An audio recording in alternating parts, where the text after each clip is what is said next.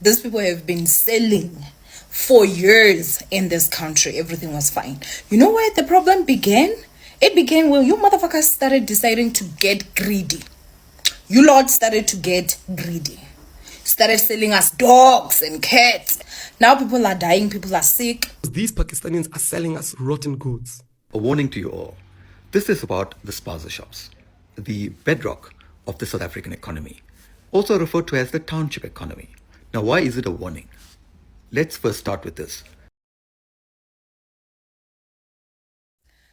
Forget what other people are saying, right? Just listen to this.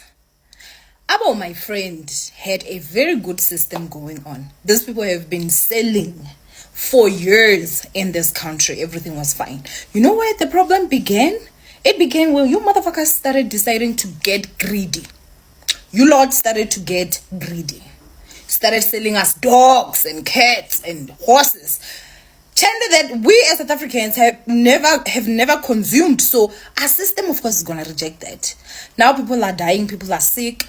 Now the president is saying you gotta register. Now new laws are now looking from somewhere. You gotta invest over 5 million rands first before you open a Spaza shop. And now they're making restrictions for people that are South African that will try open shops for you. Remember, it was your greed. These Pakistanis are selling us rotten goods. And I go and check to look at how they enter the country and how they work and how this syndicate actually functions. I have a full understanding of how they work. Nobody else does. No one else does. How do I have a full understanding? Because I'm a tech guy. I know how they move their money. I know how they get the money in and out. And I'll quickly explain it. What these guys do is they steal money from other nations and they move the money into cryptocurrency. They come into South Africa and through peer-to-peer exchange, they get South Africans to open up bank accounts and they move the money from crypto to our nation. It did not pass through the Reserve Bank. It's unregistered. It's unknown. That network amongst themselves, they move the money amongst themselves. When they are done, they move it back to crypto and they move it back into their own countries. They got in, they got out. Government doesn't even know they exist. When there's issues in the country, they are quick to move the money into crypto and leave. When they want to bring in more, quick, bring the money into crypto and function. They move volumes untaxed. Cryptocurrencies are dangerous. We have to accept and acknowledge that. Look, I think for me, the issue is not the cryptocurrency. The issue is a government that is not safe is a danger to itself. Because how do these Pakistanis come in? They leave through the fire hydrants at Tambo. A whole syndicate that the minister is aware of, that the Hawks have a report on, that Maufiga, you book a plane to say, I'm flying to Dubai, but I'll fly through South Africa. You land through Emirates. When you are in the lounge, you say, you find a person, that person gives you their clogging card, you clog out, and you're in the country. Someone is waiting for you there, they meet you there, you open your cryptocurrency wallet account, you get a person on the side of the road, you open up a bank account for them, you put the money there, and voila, you're functioning. Now, a government or a government minister go and explain to them how to deal with this issue. All they'll say is, Operation Dudula, we want to kill these people. You're killing people that are moving money. It's not going to work. Focus on the money. Get the money. How do you get the money? Now, that's where people like me can come in and say, oh, by the way, if you want to get these people's money, there's an easy way to get this money. Freeze this, that, and the other, and they won't be able to move because if you come into a country, you can't come in with money bags. So the government doesn't understand how every Pakistani is popping up. Of course they're popping up. They're moving stolen funds from their own government. Terrorists take over government. They're like, okay, this billion, we are moving it to South Africa. Send our boys over. Let them just be growing it. When we need it, we'll tell them. They move it. That's what these groups are doing. A warning to you all. This is about the Spaza shops, the bedrock of the South African economy, also referred to as the township economy. Now, why is it a warning? Let's first start with this. Do you remember the story when it broke out?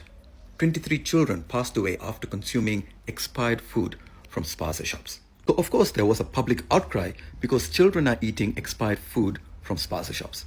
So President Ramaphosa released a statement saying that all Spaza shops must be registered for health inspections and only if so will be allowed to operate. So what he's introducing are specific legislation and laws so that if you are registered, you will be legally allowed to run a Spaza shop. Because they even discovered a warehouse with expired foods supplying the Spaza shops. And many of the blame went to illegal foreigners, the foreigners who own the shops, who are not registered, they have no paperwork, and they're obviously running it with no structure or laws in place. However, this is the warning that I want to tell you about. Is anyone else also thinking the sudden spate of Spaza shop poisoning is starting to smell a little off? I mean, these shops have been around for decades. Why now? Well, there may be one reason. This. Big businesses want in on South Africa's booming 200 billion rand informal economy. And this is where the issue may be. And you need to watch out. And many people are asking, like this one, what I find interesting is no one is stopping South Africans from owning Spaza shops. But no one is doing it. But is that it?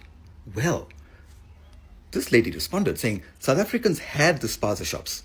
The foreigners came with strategies to sell groceries very cheap that forced many of the black stores to close down. I know because my father owned one. He never recovered as that was our only means of income. He passed away a broken man. So there is legitimate issues of South Africans who do own Spaza shops, get bought out or get irrelevant because foreign-owned Spaza shops are selling expired foods at much cheaper rates. People are going to choose the cheaper option. They're going to buy from that. You can't blame them because that's what people are going to do. So many people have asked, why don't they make the shops nice and formal and registered so that South Africans that are registered can operate and run the Spaza shops? But you have to see this first. The thing about the formal economy, the corporate structure is things are set, they work correctly, but it doesn't gel with the informal sector. The informal sector is a different culture. Township culture is completely different, and corporate culture cannot understand it. So they're trying to formalize it so that they can make money out of it. So what do they do in order to compete or destroy their competition? They create something called bureaucratic corruption. Bureaucratic corruption. That's what this is. It is a way for big businesses to diminish and discourage competition from smaller players by making the process too complicated, too expensive, with a lot of paperwork. Guess what? If you wanted to go to Europe and you applied for a visa, they're going to ask you for so much of paperwork that it will discourage you from applying in the first place. It is done by design. That's why they ask you for so much of stuff, and it takes months to get it, because they want to know if you really want to come to Europe, we want to make you work for it. So it comes back to Ramaphosa and the rules. This is where the bureaucracy is going to kick in. By making it too expensive with all that paperwork, it's going to discourage people. Who's going to do this? The people who often run Spaza shops can't even afford it. And guess what? Even if it is registered, do you know what South Africans are doing? They are registering the Spaza shops and simply giving it to a foreigner to run. So in the end, the same process still happens, but the ownership and the registration is just with the South African. Does that solve any issues? I don't know. The corporates have tried this before. Do you remember this? This was Pick n Pay. So Pick n Pay started to introduce a Spaza-style franchise so that Spaza shop owners can operate it by themselves, but under the Pick n Pay branding. So it's formal and registered. But guess what they did? They made the process so formal that it made Spaza shops very difficult to run. It was very expensive, and they had massive loans in their names. And in the end, the Spaza shop owners were just employees of Pick n Pay. So it made no difference. And guess what? It did not last. It shut down, and many of the Spaza shop owners had loans and debt in their name. So Pick n Pay did not help one bit, even though the government set the structures for them to do it. That's where you come in.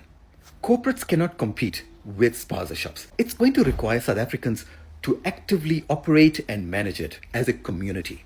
That's the only way. Corporates have no chance, and they're going to try it again. So we get back to this. Now suddenly I'm starting to think, why were there a spate of poisoning all over the place suddenly? This plays in the corporate favor because now the government was forced to put all of those rules in place.